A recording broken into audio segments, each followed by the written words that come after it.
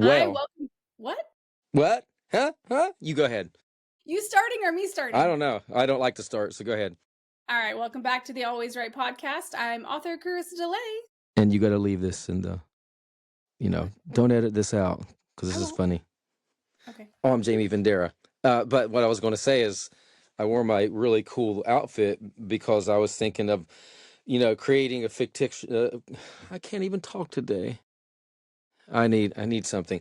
Fictional language, but you said you look better for our villain podcast. So yes, we are filming 2 podcasts today. Arr! So I'll have this on in the next one too. So Yeah, there you go. Yeah, we just will make sure you don't change clothes for the week. I Like, won't. the week apart. Luckily it's Like you wore the same clothes you wore last week. yes, yes. All right. I got a new Yeah. cup today So too. yeah, we're doing fictional language, your fiction language, creating a language. Take I fictional thought, language. yeah, I am doing this with Canvas. I thought this would be a really cool topic to cover because it would be hard to do just straight out the gate. And I got to thinking about some of the, you think of people who can speak uh, different languages and like I watched The Big Bang Theory, Yeah. and Sheldon and Leonard will talk like Klingon. Klingons. Yeah, Klingons. I think of the because I watched Star Trek growing up. Yeah, yeah. Darshray, like all these little words. I wouldn't even know all these words, but I know that it's kind of like Pig Latin, like Penny and I think of the Bang Theory, of course, like I said, but like Penny and oh my gosh, Amy, they do Pig Latin while they're doing Klingon, and it's like these languages were created, and they literally have like full languages. People know how to speak these languages, Yep. and they're fictional. They're not a real culture of a civilization of ancient times. Listen, the They do live. English language is hard enough for me. And Well, I so I put that in the notes really bold that if you don't know how to speak your own language properly or write it, you may want to reconsider pay someone to help you write your fictional language or maybe use AI. yeah, how long did it take you to speak, Jamie? Probably a while. Well, I guess it's more in texting. Uh, well, that's AI trying to understand your language. uh, It doesn't have Appalachia language in yeah, its I think syntax. because you made a couple of notes, you like, and because I love Game of Thrones, except the Mhm. last season.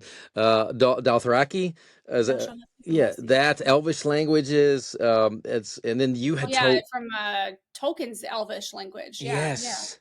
yeah. So it's crazy. And there was a movie, I don't remember what it was, and they're like, hey, we hired somebody, a linguistics specialist, to write a language specifically for this movie. Star Wars has like, language too, right? They have I'm different not things. for sure. All my friends who are listening to this are going to kill me. I love Star Wars, but I'm not as nuts as them. I don't have 5,000 Star Wars toys down in the basement, so Mhm. I wouldn't I'm just know. not a collector of dust. I have a couple tchotchkes on my hold on. I've got Jabba the Hutt. yeah, I got my Oh, cool. Yeah, of course you do. but yeah, so the thing is, let's talk about languages in general and how you kind of go about creating these with or without AI. There's basic understanding of language in general before you can kind of like create it per Yeah, so se. like your phonetics. I mean, learning about like your consonants and your vowels and how they can form together.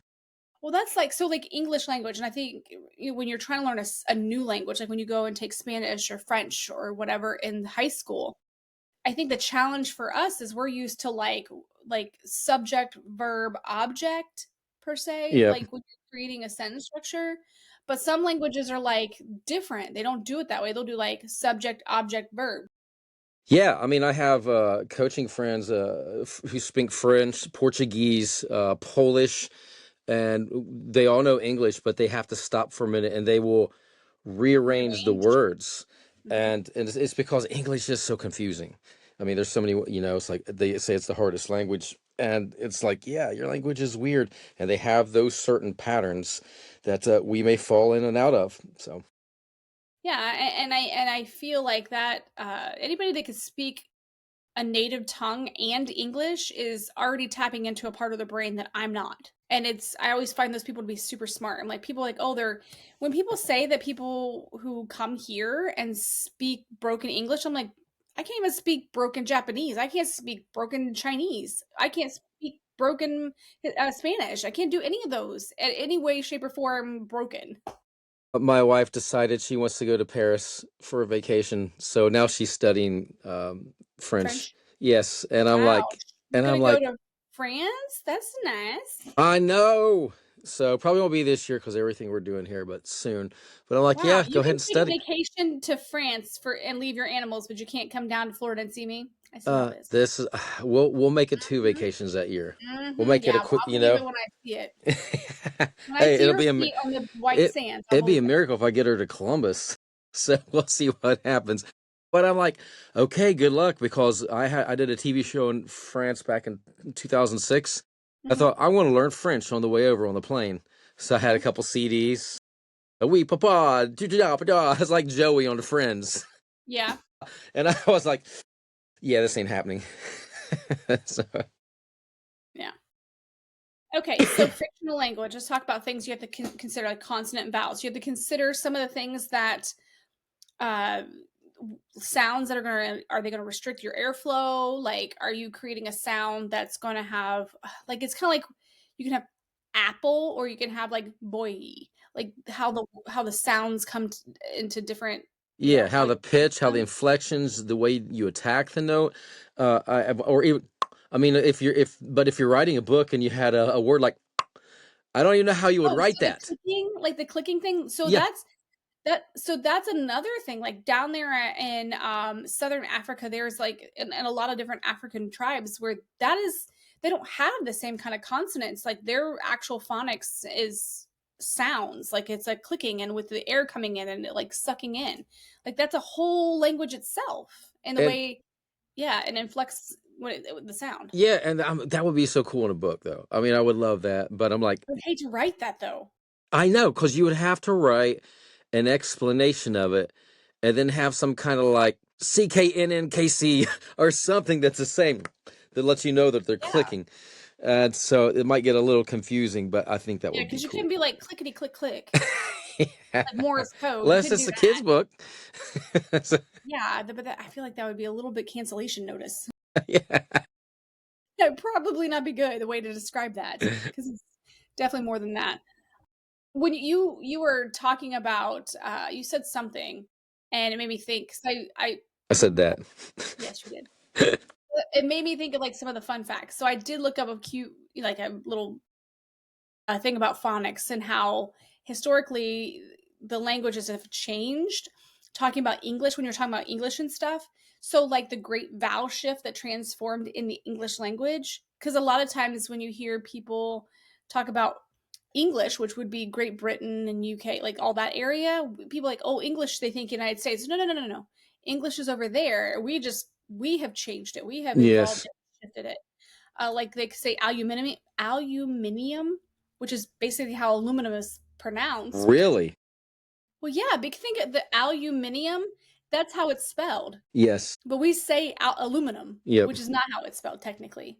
The things that we say, but one of the examples I put in here was for the word bite, because we say bite using it used to be pronounced as like beat or meat, like so it was Beat. like yeah, beat, I beat you. Yes. Yeah, so there's been like different shifts in languages throughout Oh, time. even here, like in Ohio, it's fire. In Kentucky, it's far. Far, Yeah. ol, Just yeah, oh, ol. yeah. Oh, Well, then you far. also have like that New Jersey. So when you're creating a fictional language, you have to maybe write notes of how you're going to inflict certain sounds of your consonant and your vowels. So those are things to consider. Yeah, and Um, I mean you have to be consistent. So like if you're thinking yeah, about definitely take notes. yes, and so you Definitely take notes. have a map to develop Well, and these. and then I'm going to get to this point when we get to the AI part, because that's how I did mine. But you have to create like am I following this phonics of consonants? Am I follow what am I going to compare it to? What kind of languages am I, making it similar to? And that's how a lot of times when linguists are when they're looking at a language and decoding it, they have to find languages that are somewhat similar to know where it has evolved from. So Hmm. it's kind of the same thing with you when you create a new language. If you're morphing like a couple languages together, you have to say, okay, if I'm taking this part of this language and this part of this, like, what parts am I keeping to remember? So when you go down, if your book becomes a bestseller, you want to be able to say, well, this language doesn't make any sense. I can't even. You want to have the Sheldons repeating your language. Yeah, and this is kind of like when we discussed Canvas, and I won't get into it because I know you're going to get into it a little bit, but you kind of did that and looked at older languages. I haven't played with this a lot. I did in Phoenix Earth, but it was specifically Earthlings went to another planet and they pretty much maintained English, but then they kind of combined it with that, and they had certain words like veluines Mm-hmm. was a certain fruit. So I didn't really I get remember you into telling me. creating a language per se, as I had maybe a couple dozen different words that came from that planet. Yeah. Well, and so you're taking something that's common for someone to know, and you're basically keeping the same English that you understand and just readjusting Creating the new words. words, yes, Right. Just because yeah, and you're just almost like rearranging words in a way, like adding something to the almost like Pig Latin in a way. You're adding little pieces here and there for the most part. Yeah. yeah, what you're doing is daunting to me. I don't want to scare anyone else away, but I'm not going to do it. Yeah. I can't. Well, yeah, and I will when we get to the AI part, I will talk about that because I wanted to create that language, but at the same time, I was like, this is I got to be able to do this consistently. So, yeah, anyways. So back to some of the basic concepts when you're trying to think of a new language for your book and your writing. Is to think of the grammar and the structure, like I had said, when you're putting them in order, whether it's subject, object, verb. So write that down whenever you put in your notes so that just maybe the word order, subject S, order O, verb V. So if you write, I'm always putting subject, object, verb. Remember that. But if you're switching it around in your language, make sure you keep that same subject or, whether it's verb, object, subject. Maybe you want to do it that way. Either way, just ask yourself, did I do that in that right order? Yeah, so I mean, not but if you said I love you, but in this new language, you always want to switch it like you, I love. Mm-hmm. You Mm-hmm. have to be consistent, and it could be te so tara or whatever whatever the words are. Mm-hmm. Just have to have that mapped So, out. did Terry Brooks have a language in his books? Not really. I don't. I mean, if any Brooks I put fans, that because in the I'm notes and I wasn't sure. yeah, but yeah, I thought I put somebody else in there. You did. You put in the you changed it out for like something else. I think Star Trek is what you did was That's what it the was. Yeah, yeah, yeah. the No, I stuff. don't remember Terry having like extensive language, and I may be wrong. There may have been a book or two that had some words, but nothing, out of the ordinary for this Yeah. type of books. Yeah. Just another part of your syntax is like modifiers. Now, a lot of times when I'm putting something in Grammarly, it'll tell me this modifier is not, it's not modifying something. It's not proper. It's not done. I'm like, well, what am I supposed to do? How do I fix that? I'm just like, what? It sounds good to me. I mean, that's how I talk. And then it's a whole grammatical thing where it's like, this isn't modifying anything. I'm like, well, how do I change that? So you kind of have to figure out your modifiers, your adjectives, your adverbs, and other placement in relation to these words other than your subject, object, verb. So keep that in mind. And if this is like, again, if this is overwhelming, I'm going to tell you how to do an AI. For those of you who hate AI, you can take the long route, and there are some books out there that can help you. So, anyways, I love AI. I know so many authors are like, "Oh, it's the devil," but I find it just easy. I mean, we've had many podcasts on that, so I'm not going to go down that road. ADHD, whew, I'm back on point. There we go. yeah, but I like it as a tool for sure. One of the things that I find when I am with this new language that I'm creating is once I've set how I want my language to be, and I'm like, okay, I want to use this type of adjective, like structure with my subject, how I want the lines to go. I also make sure that the elegance of it is right. Like, so I don't want it to be an aggressive language. I want it to be like a very soft flowing language. You got to think of like the tone of your language. Is it aggressive like Klingon? because a Klingon is like when it's you think of that forehead of the Klingon when they're saying it, it's very aggressive. Um, how do you want that to sound? Do you want words that are softer? Do you want words that are very harsh? I mean, even in our own language, it's like everyone's like, "Oh, Italian is such a beautiful language." Russian, I hear a lot of like a raised larynx, and Hmm. it's kind of in the back on certain words. Wow, that's funny. Because when I think of Russian, I think of this. But yes, yes, it's Yes, I forceful think of too. Russian like this, and you got the But Russian. even I have a good friend in Poland, and we go over stuff voice because we're both work with Dr. Vox, and she's like, "Oh, well, here's this exercise is and I'm like, She's like, "No, it's not it's and it sounds like it's almost the same thing." She's like, "You don't hear the difference?" I'm like, "No, you're doing the same thing. I'm not. Listen, okay, listen to this one." So there is, I mean, you have to pay attention and be very meticulous with this, especially with how your mouth is shaped, how your pharynx is shaped to get these sounds out. All right. It's an interesting sound that would be happening during your recording session. When you're creating this morphology of your language, kind of maybe even start out with some words, like some basic words you're trying to have in the language, just basic root words, and then you can kind of create extensions of those words. You can so they can kind of stand alone. So I came up with some words. If you like, when I was first started, I was coming up with a few words, and then I put those words into sentences. So you kind of it's in itself its own little murder board. And you know what just occurred to me? So if you're doing that and you needed the word the and she, you also got to think about that. Are you or is it going to be similar? Because I am basing this on English. It may not be the same in French. Their the and she may not sound, the same. Like Hmm. a pattern, like a rhyme. So Hmm. is that something we should take into consideration? If you had the and she, should it be set, whet? I mean, should it be the same? You see what I'm saying? The same rhyming pattern, or Oh, I see what no? you're saying. Because they look so similar, should and like in English, are you going to make them sound similar Yeah, when or you're like does it? Do you think it completely matters different? for you for what you're doing? Right. So like with Spanish, which I did take a lot of years of Spanish, but I can't speak the language. I could probably read it way better.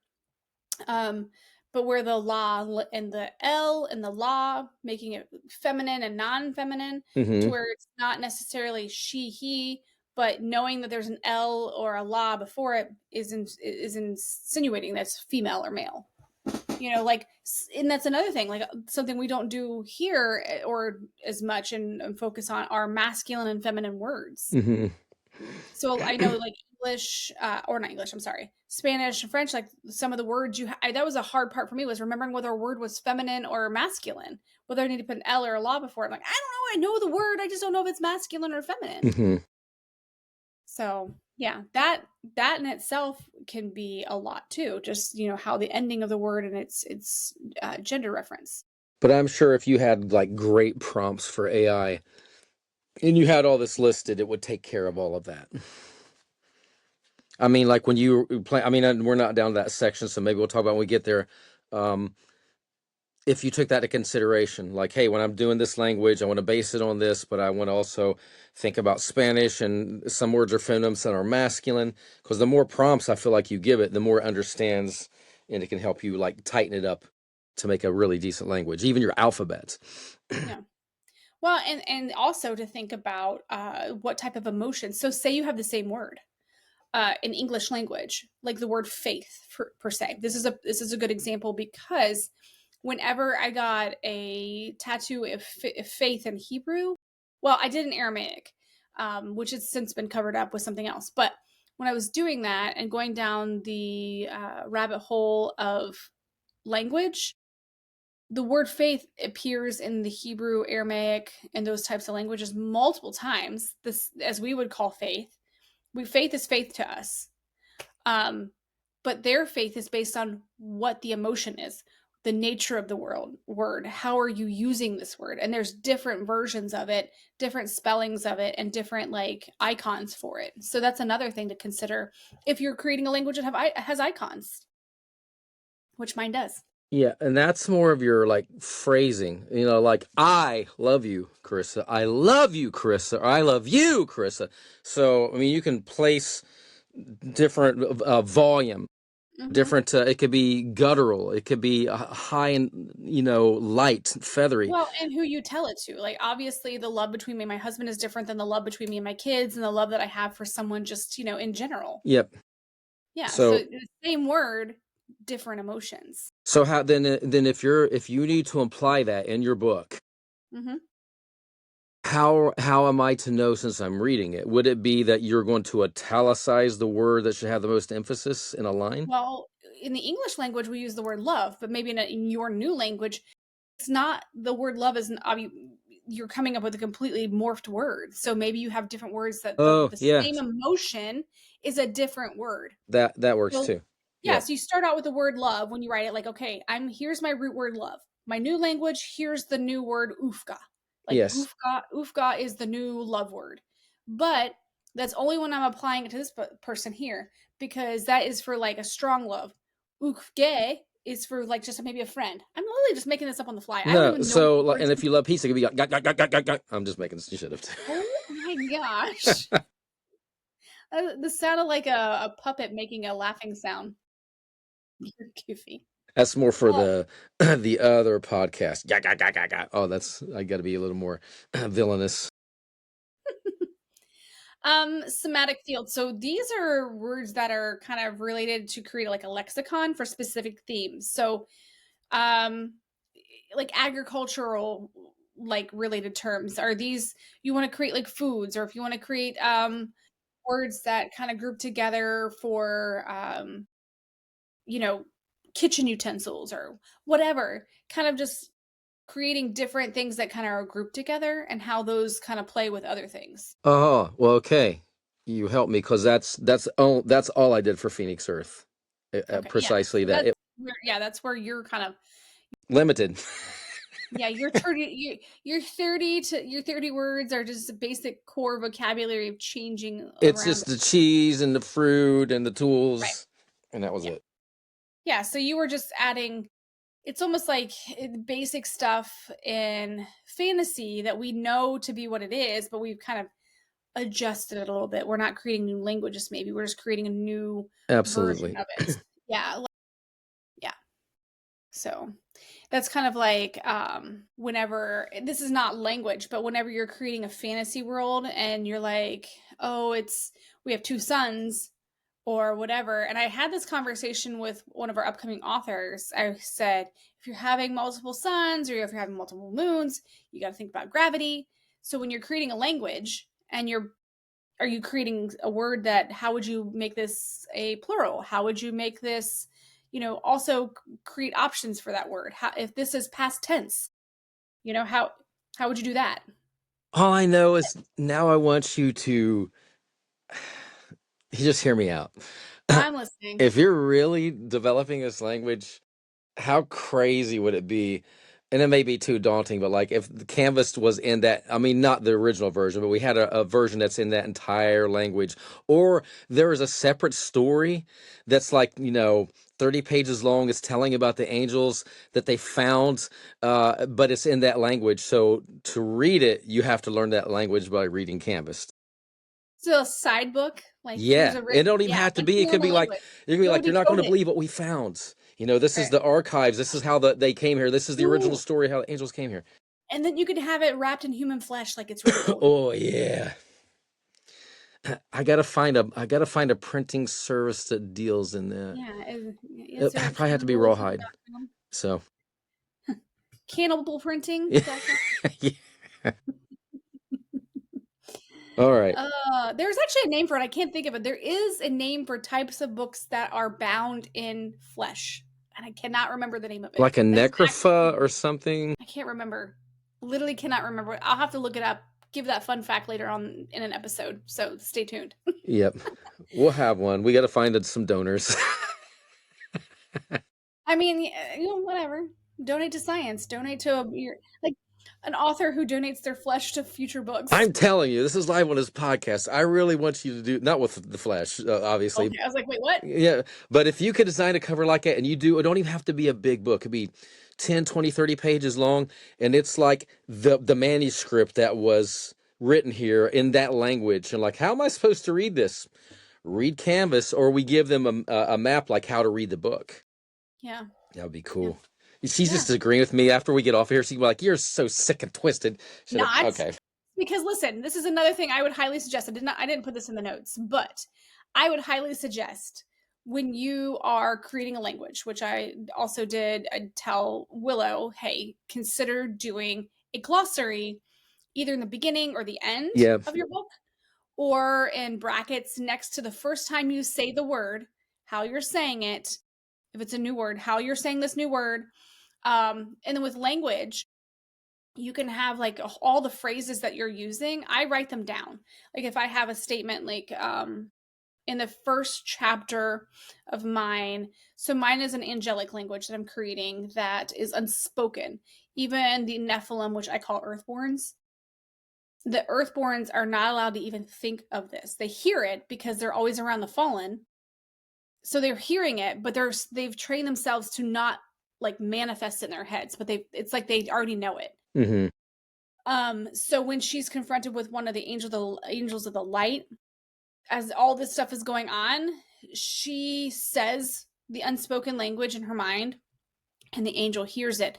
But I don't like put next to what she says. I have him respond to where you can use context clues to figure out what she said. Yeah. Yeah, because she's like, she says, is death through that door? And he says, no, death is here. And then his future, whatever else he says.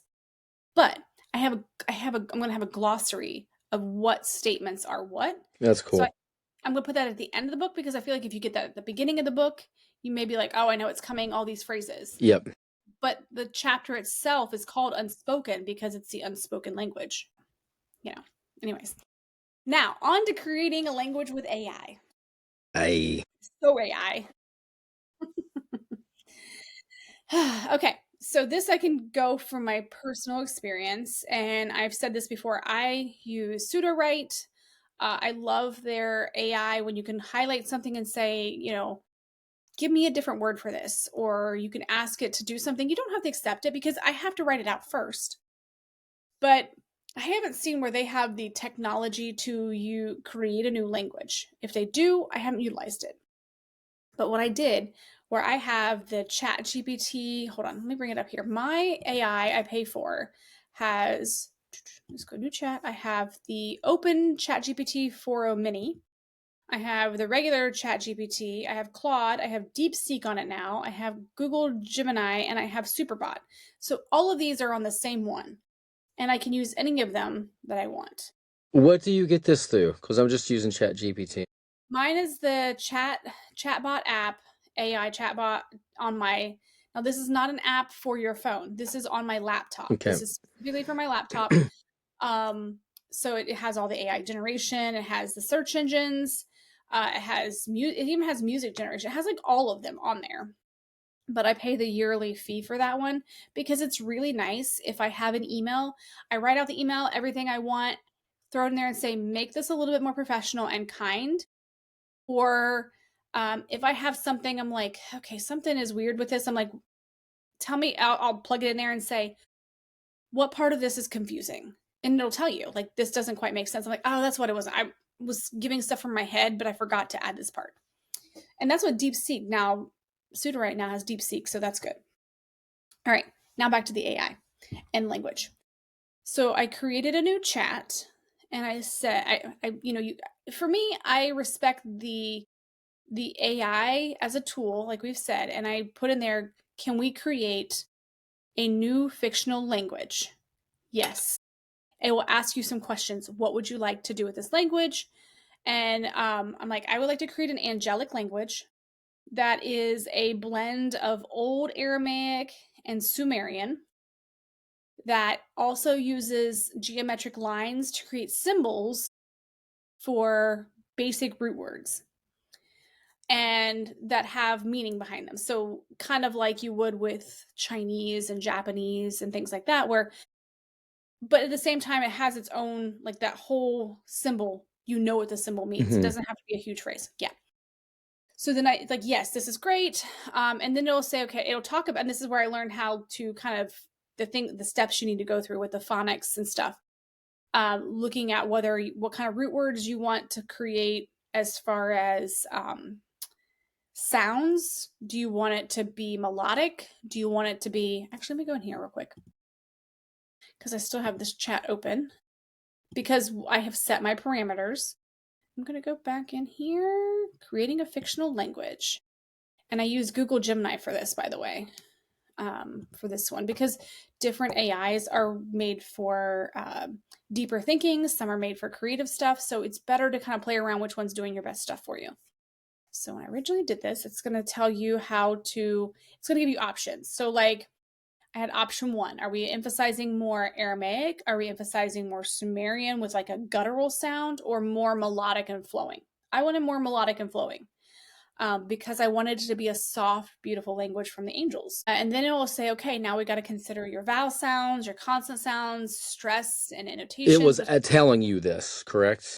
It's giving you suggestions. So like once we Okay. create things, yeah, once we're kind of like established, it's like, okay, which of these versions would you like to hear?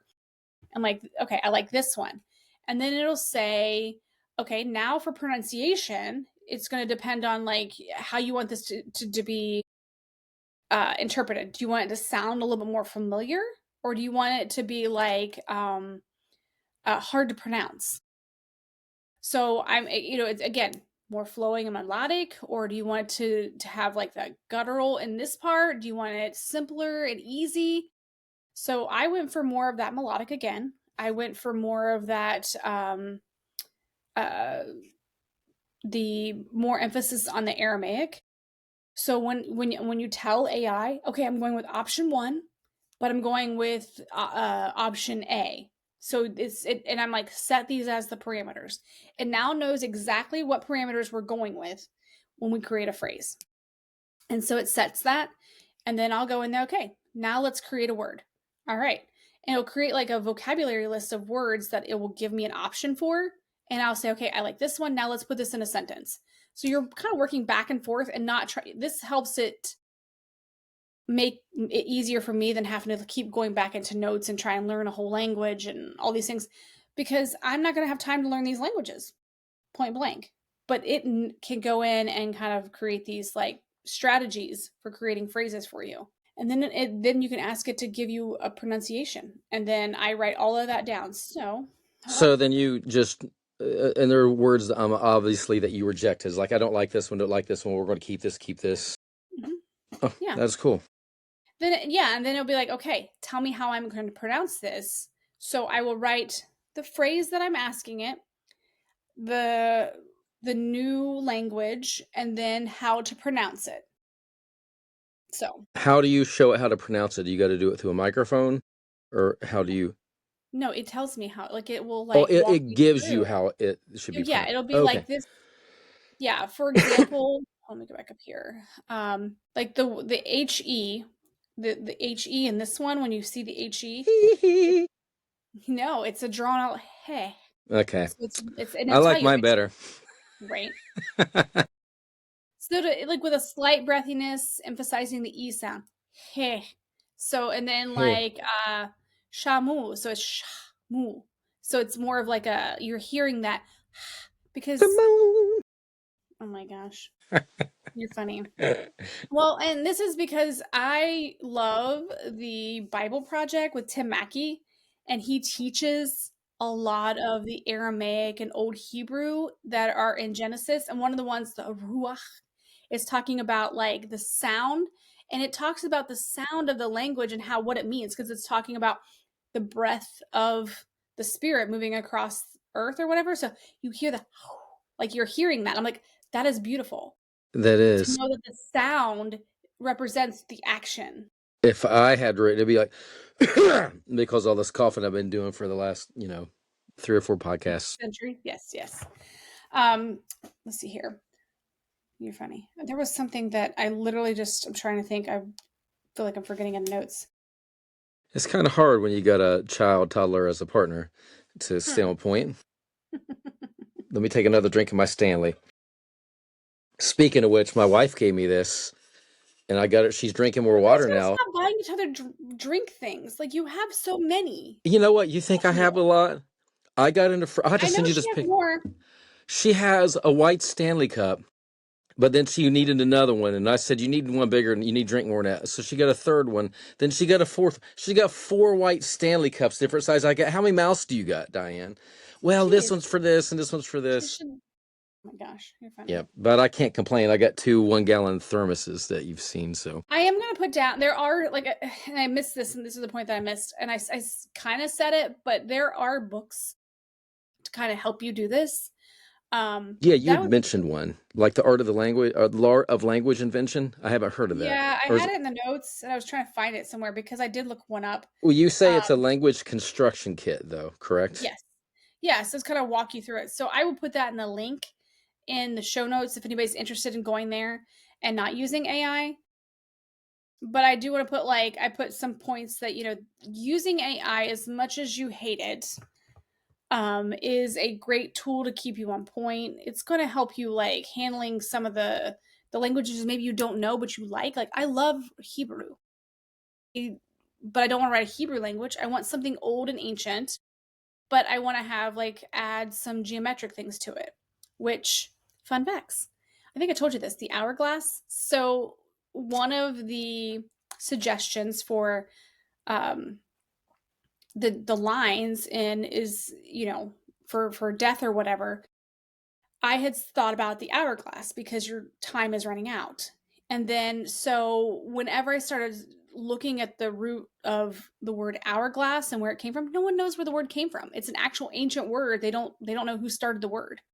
So I'm loving that I can use this one as a symbol on her hand that locks her in place with the angel like language about like what's holding you right here. So I'm excited about that. It's kind of cool to when you're creating a language and things that kind of come together. So let me ask you, Yeah. since you're doing this and you're incorporating symbols, are we going to see any fresh ink on your arms with one of these symbols? Ooh, yeah. I mean, that would be kind of cool because I am going to do something really cool with the symbols in the book. So it might be kind of cool to see some of those incorporate because I want to put a few hints of those on as the front cover goes into the back cover. You can kind of see some of those played in because the geometric lines, like ley lines, and the symbols behind all that will kind of come into You play. need symbols down your arm that's like, I am a badass author. And nobody knows, and they got to go, what is this? Got to read Canvas. You know what? I might have to just put some of my language on a tattoo. Like, do you know what Yeah, it says?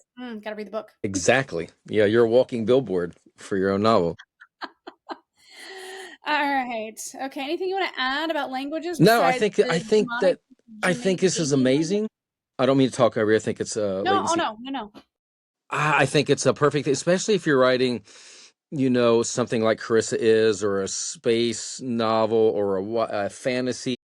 And if it's, I don't know if Canvas will turn into more books. That's between Carissa and her creative mind. But it would be great if you're like, I'm writing a series. I'm going to do 4 books, and you could start that out. Yes, that would be perfect to have your own language. So think about it. You can have it on T-shirts. You have this saying, like I've seen T-shirts with like Klingon on it. Like, what is that? What is that? What is that? Like, gotta understand Star Trek. Or So even bookmarks with a phrase. no, I mean now it makes me want to. I won't do a language. It's I just won't go. Maybe if I do Phoenix Mars, that's another. That's actually a 14th book on the plan. I've thought about. I have never done the cover for that, but SpaceX gonna get your people to Mars? uh, no, they can't even get off the planet. So, but I thought about going back and looking at my words because you inspired me just in this podcast. And like I could put them in and say I don't want to go as deep as you, but like, can you help me create this and let's see how these all connect together as Hmm. words. Even they're almost just like new English words. Like if we discovered a new fruit and somebody named it, so it is still my language approach is still based on English, but just creating new whatever. Hmm. So Yeah. no, I think it's brilliant. So I like to hear if I want to leave with anything. If any of you doing this, I would love Mhm. to hear some of it. I'd love to read some Oh of it. yeah. Tell us your I would experiences. Yeah, I would love to hear if you've created a language, what was your experience doing that? How did you do that? What were your struggles? What were some of your like, this is amazing moments? Like you're like, this is so cool. Definitely share that. Do you know how to share that, Jamie? How would they share that? They could literally contact us at alwayswritepodcast@gmail.com. You Ooh, know what? If they want to like check us out, if this is the first time you're watching this podcast, whether it's on YouTube or Amazon or music. Yeah. Apple or Yep. something else, because I can never remember them, Spotify, Apple Spotify. Podcasts, and Amazon Music. You Yes. would go to alwayswritepodcast.com because we have all the links right there. So whatever your choice for listening, or if you want to watch us so you can see all the silly faces I make and all the great outfits I wear, uh, you can find us from there. So Yes. But until then, thank you for listening to this episode or watching us on YouTube and hitting that little subscribe button down there yes, or please. follow button on whatever you're listening to us. We really appreciate that. And until next time, I'm author Carissa DeLay. And I'm author Jamie Vendera, and always right.